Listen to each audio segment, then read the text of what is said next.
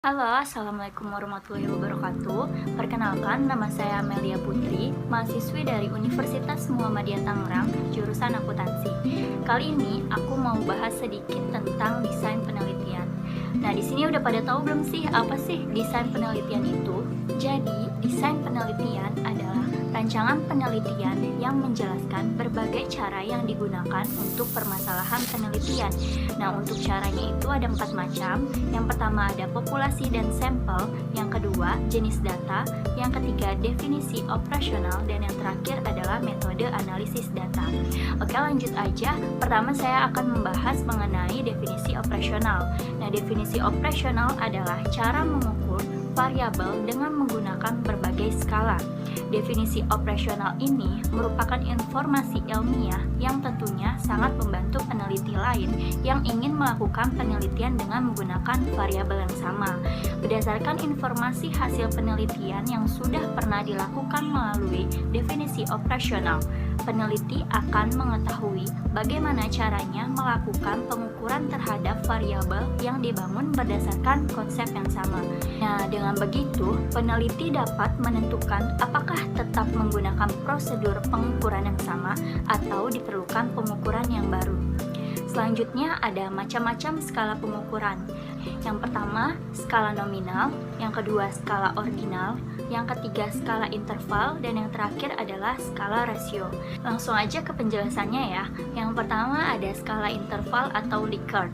Skala interval atau Likert merupakan skala pengukuran yang bisa digunakan untuk menyatakan peringkat untuk antar tingkatan. Nah, jarak atau interval antar tingkatan pun sudah jelas, hanya saja tidak memiliki nilai nol mutlak. Skala interval atau Likert digunakan untuk mengukur sikap, pendapat, dan persepsi seseorang atau sekelompok orang tentang fenomena. Dengan skala interval atau Likert, variabel dijabarkan sebagai indikator, kemudian indikator dijadikan item-item pertanyaan. Jawaban setiap item instrumen mempunyai gradasi dari sangat positif sampai sangat negatif. Contoh alternatif jawaban dalam skala Likert, misalnya ketika sedang melakukan survei, tentunya ada tingkatan jawaban yang kita dapatkan, seperti sangat setuju, setuju, ragu-ragu, tidak setuju, dan sangat tidak setuju. Contoh lainnya ada sangat positif, positif, negatif, dan sangat negatif. Atau bisa juga selalu, sering, kadang-kadang, atau tidak pernah. Bisa juga contoh lainnya ada sangat baik, baik, tidak baik, dan sangat tidak baik. Atau contoh lainnya misalnya sangat setuju atau selalu, sangat positif itu diberi skor 5. Sedangkan untuk setuju, sering, positif diberi skor 4. Untuk ragu-ragu, kadang-kadang, dan netral diberi skor 3. Dan untuk tidak setuju, hampir tidak pernah, negatif itu diberi skor 2. Dan yang terakhir misalkan sangat tidak setuju atau tidak pernah itu diberi skor 1. Selain skala Likert juga ada skala Goodman. Skala Goodman ini adalah skala pengukuran dengan dua jawaban yang tegas, data yang didapat, interval atau rasio. Skala Goodman dapat dibuat dalam bentuk pilihan ganda juga dalam bentuk checklist. Jawaban dibuat skor tertinggi 1 dan terendah adalah 0. Tentunya berbeda dengan skala Likert. Kalau pada skala Likert terdapat interval 1, 2, 3, 4, dan 5 dari kata sangat setuju sampai sangat tidak setuju. Maka dalam skala Goodman hanya ada dua interval, yaitu setuju atau tidak setuju. Penelitian menggunakan skala Goodman ini dilakukan bila ingin mendapatkan jawaban yang tegas terhadap suatu permasalahan yang ditanyakan. Misalnya contohnya itu ada pertanyaan, apakah Anda setuju dengan kenaikan harga BBM? Nah, jawabannya itu cuma ada dua, setuju atau tidak setuju. Oke, selanjutnya ada skala nominal. Skala nominal adalah skala pengukuran di mana angka tidak memiliki makna kecuali hanya sebagai pembeda. Maksudnya skala nominal hanya bisa membedakan benda, peristiwa, ataupun objek yang diteliti antara satu dengan yang lainnya berdasarkan nama atau predikatnya. Skala nominal ini umumnya digunakan untuk mengklasifikasi sebuah objek individu atau kelompok secara kategorik atau kualitatif. Contoh dari penggunaan skala ini yang mungkin akrab dalam kehidupan kita sehari-hari, misalnya penggolongan terhadap warna kulit, yaitu ada hitam dan juga putih, atau bisa juga jenis kelamin, misalnya ada pria dan juga wanita, atau misalkan dalam perkuliahan itu ada departemen akuntansi dan ada juga departemen pemasaran, dan masih banyak contoh yang lainnya. Lalu selanjutnya ada skala ordinal. Skala ordinal adalah skala yang mengandung pengertian tingkatan, atau pengertian lainnya skala ini memiliki makna rating. Misalnya berkaitan dengan juara. 4 jika juara 4, 3 jika juara 3, 2 jika juara 2, dan 1 jika juara 1. Atau contoh lainnya misalnya kita melakukan pengukuran mengenai tingkat kepuasan seseorang terhadap sebuah produk. Dalam penelitian ini kita bisa memberi angka 5, 4, 3, 2, dan juga 1 masing-masing untuk reaksi sangat puas, puas, kurang puas, tidak puas, dan sangat tidak puas. Walaupun skala ini sudah memiliki batasan yang jelas, namun skala ini belum memiliki jarak. Misalkan seperti contoh tadi, kita tidak tahu berapa jarak kepuasan seseorang dari tidak puas ke kurang puas, meskipun kita telah memberi angka-angka yang berbeda pada tiap tingkatan ini. Tetap saja kita tidak bisa mengatakan bahwa reaksi sangat puas itu 5 kali lebih tinggi nilainya dari yang sangat tidak puas. Nah, sama seperti dengan skala nominal, skala ordinal ini memiliki variabel-variabel yang tidak dapat diterapkan pada operasi matematika standar. Untuk itu diperlukan fungsi statistik yang tepat untuk melihat hubungan antara variabel-variabel yang digunakan dalam skala ini. Selanjutnya ada skala rasio. Untuk skala rasio itu adalah skala pengukuran yang ditunjukkan pada hasil pengukuran yang bisa dibedakan, diurutkan, memiliki jarak tertentu, dan bisa dibandingkan.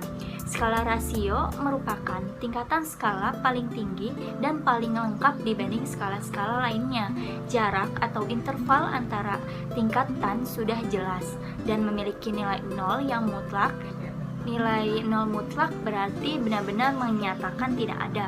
Contohnya ROA sama dengan laba bersih dibagi dengan aset total. Oke, pembahasan selanjutnya adalah populasi teknik sampling. Selanjutnya ada populasi dan sampel. Populasi adalah wilayah generalisasi yang terdiri atas objek atau subjek yang mempunyai kuantitas dan karakteristik tertentu yang ditetapkan oleh peneliti untuk dipelajari dan kemudian ditarik kesimpulannya. Dan untuk sampel adalah sebagian dari jumlah dan karakteristik yang dimiliki oleh populasi. Populasi dan sampel biasanya digunakan dalam penelitian kuantitatif. Penggunaan populasi dan sampel dapat diterapkan dengan teknik Slovin, teknik data kontinu, Cochrane, dan teknik Hare.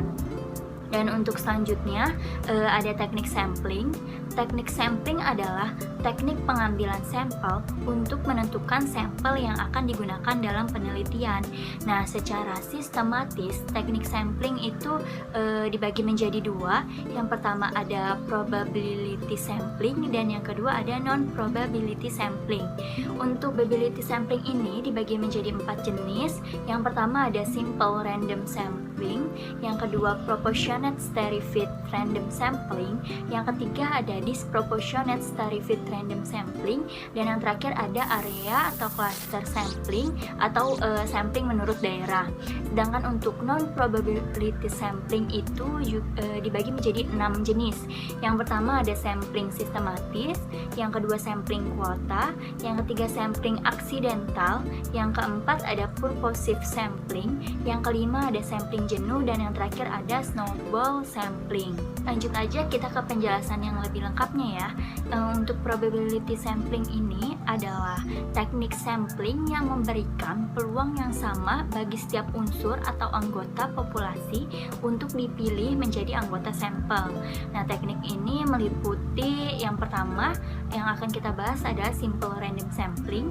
Dikatakan simple atau sederhana karena pengambilan sampel anggota populasi dilakukan secara acak tanpa memperhatikan strata yang ada dalam populasi itu. Cara demikian dilakukan bila anggota populasi dianggap homogen. Simple random sampling dapat dilakukan dengan cara undian, memilih bilangan dari daftar bilangan secara acak, dan sebagainya. Yang kedua, ada proportionate stratified random sampling. Nah, teknik ini digunakan bila populasi mempunyai anggota atau unsur yang tidak homogen dan berstrata secara proporsional. Suatu organisasi yang mempunyai pegawai dari latar belakang pendidikan, maka populasi pegawai itu berstrata. Misalnya jumlah pegawai yang lulus S1 ada 45, untuk S2 ada 30, untuk STM ada 800, untuk SMA ada 400, dan untuk SMP ada 350, sedangkan untuk SD ada 300. Jumlah sampel yang harus diambil meliputi strata pendidikan tersebut. Selanjutnya yang ketiga adalah disproportionate stratified random sampling. Untuk teknik ini digunakan untuk menentukan jumlah sampel bila populasi strata tetapi kurang proporsional. Misalnya pegawai dari PT tertentu mempunyai lulusan S3 3 orang, S2-nya 4 orang, S1 90 orang, SMU 800 orang, dan untuk SMP 700 orang. Maka 3 orang lulusan S3 dan 4 orang lulusan S2 itu diambil semuanya sebagai sampel karena dua kelompok tersebut terlalu kecil bila dibandingkan dengan kelompok S1, SMU, dan SMP. Dan untuk yang selanjutnya yaitu ada cluster sampling atau area sampling. Untuk teknik sampling ini digunakan untuk menentukan bila objek yang akan diteliti atau sumber data sangat luas. Misalnya penduduk dari suatu negara, provinsi, atau kabupaten. Untuk menentukan penduduk mana yang akan dijadikan sumber data, pengambilan sampel berdasarkan daerah populasi yang ditetapkan. Setelah terpilih sampel terkecil, kemudian baru dipilih sampel secara acak. Misalnya, di Indonesia terdapat 34 provinsi dan sampel akan menggunakan 17 provinsi, maka pengambilan 17 provinsi tersebut dilakukan secara random. Tetapi perlu diingat karena provinsi-provinsi di Indonesia itu berstrata atau tidak sama, maka pengambilan sampelnya perlu menggunakan stratified random sampling. Dan untuk selanjutnya ada non-probability sampling. Untuk non-probability sampling ini adalah teknik yang tidak memberi peluang atau kesempatan sama bagi setiap unsur atau anggota populasi untuk dipilih menjadi sampel. Nah, untuk teknik ini meliputi yang pertama ada sampling sistematis. Untuk sampling sistematis adalah teknik penentuan sampel berdasarkan urutan dari anggota populasi yang telah diberi nomor urut. Misalnya anggota populasi yang terdiri dari 100 orang, dari semua anggota itu diberi nomor urut yaitu nomor 1 sampai dengan nomor 100. Pengambilan sampel dapat dilakukan dengan nomor ganjil saja atau genap saja atau kelipatan dari bilangan tertentu. Misalnya kelipatan dari bilangan 5, untuk ini maka yang diambil sebagai sampel adalah nomor 5, nomor 10, nomor 15, dan nomor 20, dan seterusnya sampai 100. Untuk selanjutnya yang kedua adalah sampling kuota. Untuk sampling kuota adalah teknik untuk menentukan sampel dari populasi yang mempunyai ciri-ciri tertentu sampai jumlah atau kuota yang diinginkan. Sebagai contoh, akan melakukan penelitian terhadap pegawai golongan 11 dan penelitian dilakukan secara berkelompok. Setelah jumlah sampel ditentukan 100 dan jumlah anggota peneliti berjumlah 5, maka setiap anggota peneliti dapat memilih sampel secara bebas sesuai dengan karakteristik yang ditentukan golongan 11 sebanyak 20 orang. Lalu yang ketiga adalah sampling aksidental. Sampling aksidental adalah teknik penentuan sampel berdasarkan kebetulan, yaitu siapa saja yang secara kebetulan bertemu dengan peneliti dapat digunakan sebagai sampel bila dipandang orang yang kebetulan ditemui itu cocok sebagai sumber data. Sebagai contoh, misalkan sebuah penelitian digunakan untuk mengetahui pengaruh kualitas pelayanan kantor pajak, maka yang menjadi responden untuk menjawab kuesioner adalah para wajib pajak yang kebetulan hadir pada saat kuesioner itu disebarkan di kantor pajak tersebut. Dan untuk yang selanjutnya adalah sampling purposive. Sampling purposive adalah teknik penentuan sampel dengan pertimbangan tertentu, misalnya akan melakukan penelitian tentang disiplin pegawai, maka sampel yang dipilih adalah orang yang ahli dalam bidang kepegawaian saja. Dan untuk selanjutnya ada sampling jenuh. Sampling jenuh adalah teknik penentuan sampel bila semua anggota populasi digunakan sebagai sampel. Hal ini sering dilakukan bila jumlah populasi relatif kecil atau kurang dari 30 orang. Istilah lain dari sampel jenuh adalah sensus, di mana semua anggota populasi dijadikan sebagai sampel. Dan untuk yang terakhir adalah snowball sampling. Snowball sampling adalah teknik penentuan sampel yang mula-mula jumlahnya kecil. Kemudian sampel ini disuruh memilih teman-temannya untuk dijadikan sampel. Begitu seterusnya, sehingga jumlah sampel semakin banyak, ibarat bola salju yang menggelinding, makin lama semakin besar. Pada penelitian kualitatif banyak menggunakan sampel purposive dan snowball. Dan misalnya akan meneliti siapa provokator yang melatar belakangnya terjadinya kerusuhan, maka kriteria dalam menentukan sampel akan cocok untuk digunakan yaitu purposive atau snowball sampling. Sekian penjelasan dari saya mengenai materi desain penelitian.